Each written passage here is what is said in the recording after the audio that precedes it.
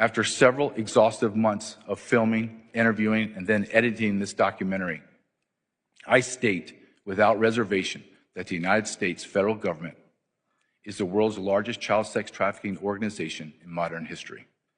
The probability that thousands of these UACs are being raped at this very moment is 100%. Chairman Higgins, Ranking Member Correa, Chairman Bishop, Ranking Member Ivey, and the members of the subcommittee, I appreciate the opportunity to speak about the evil of child trafficking caused by the open border policies under President Joe Biden and his administration. I served in the United States Border Patrol for 24 years until I retired as a Deputy Patrol Agent in charge in San Diego sector. I worked under 5 presidential administrations, and only one president secured the border, President Donald Trump. Border Patrol agents went from working to being supported by the greatest border president in American history to the worst, President Joe Biden. My last year in the Border Patrol was Joe Biden's first year in office. On his first day in office, I watched in disbelief as 94 executive orders cascaded down from Washington, D.C., obliterating every immigration policy that had been provided the most secure border in America's history. Border Patrol agents were forced to carry out unconstitutional orders that violated every law in the Immigration Nationality Act. President Biden, through Department of Homeland Security Secretary Alejandro Mayorkas, created policy out of thin air, ignored federal immigration law, and facilitated the largest mass invasion into America that the world has ever seen. The United States of America will have spent hundreds of billions of dollars in 4 years to fund the needs of over 50 million illegal aliens that populate our nation. Between 1 in 6 and 1 in 7 residents in America is an illegal alien. America has suffered the greatest demographic shift in modern history. After serving in the United States Border Patrol for 24 years, spending a year researching and writing a best-selling book entitled Invaded, The Intentional Destruction of the American Immigration System, and filming 2 documentaries, I state with complete certainty that Biden, Harris, and Mayorkas intentionally, strategically, and purposely weaponized illegal immigration and used it as a tool to fundamentally transform America.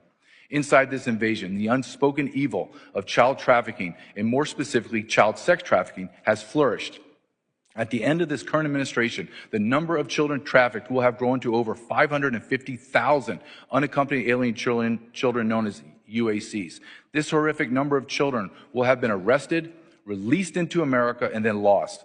To put this into context, during President Trump's last year in office, Customs and Border Protection arrested 30,557 UACs who were accounted for and not lost. Conversely, in the first year of Biden's presidency, CBP arrested 147,975 UACs, most of which are unaccompanied for and lost.